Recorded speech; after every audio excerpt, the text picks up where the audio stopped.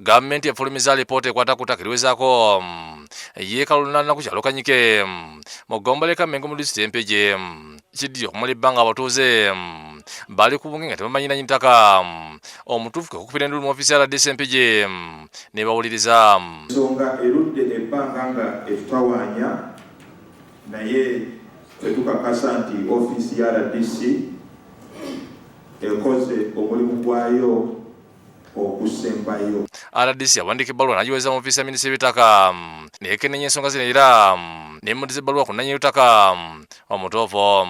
Enjuyi zombi zitiddwa ku kitebe kya disitulikiti eno okubeerawo ng'ekiwandiiko kisomwa.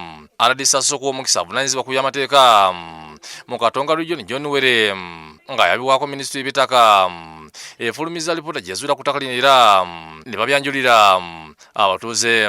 Ekiwandiiko ekyali nga kitwansfaringa ettaka ekikyusa ettaka Mile Register Volume 289 Folio 10 nga liva ewa Sefred Katende Sebugulu nga ligenda ewa George Nelson Dusalite ne Nikolai Kayondo.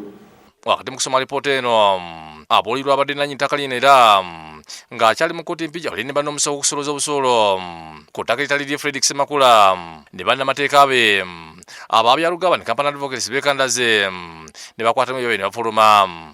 Balamusinziza bannange. Bano kwekandaga kiddiye minisitule y'ettaka okusazamu ebbaluwa yawanika ofiisi yaayo ng'eraga bazzukulu b'omugenzi Sefirine Katende Sebugulu nga bwe balina obuvunaanyizibwa ku ttaka lino. RDC Olupasakazina n'avumirira ekikolwa ekikoleddwa bassentebe byalozaako ne bannamateeka. Buli myaka 5 tukyusa eddagala weeriri. Awo mubakyemu. That one is not a leader. Wano ategeeza abatuuze nga babbike Property Consultants bannannyini ttaka ne babasaba okukwatagana basobole buli omu okufuna ettaka lye.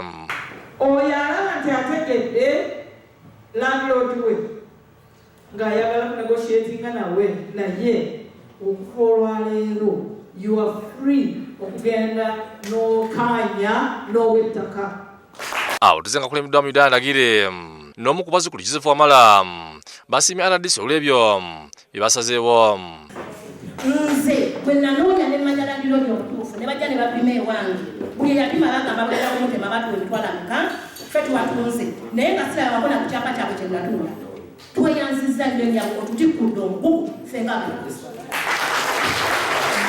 Omuwagizi wa kampuni Paul Jimba Bikwalo agambye nti bamaze ebbanga batawaanyizibwa babadde biyita bannannyini ttaka obudde ku musango wabirwa Semakula mu kkooti Empigi.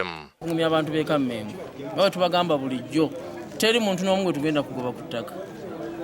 Mukitegere kati ffe bakama bammwe mujje tukwatagane. Alozi ya Sirutaya yakusakidde Gulian ku Lawokede TV.